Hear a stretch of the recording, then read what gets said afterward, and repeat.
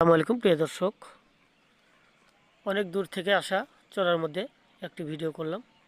তো এখানে চতুর্দিকে আবাদি জমি এবং মাঝখানে একটি শুকনো পুকুর, ধবধবে সাদা মাটি এবং মাটিটি ফাটা,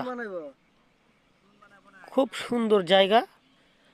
যারা গ্রামে থাকে শুধু তারাই বলতে পারবেন গ্রামের সৌন্দর্য, যার কোনো শেষ নেই। দেখুন, শুকনো মাটির বুকে সবুজ ঘাস, ফাটা ফাটা মাটি, যে দৃশ্যের কোনো শেষ নেই, সৌন্দর্যের কোনো শেষ নেই। এইটুক কিন্তু ধান লাগানো হয়েছে।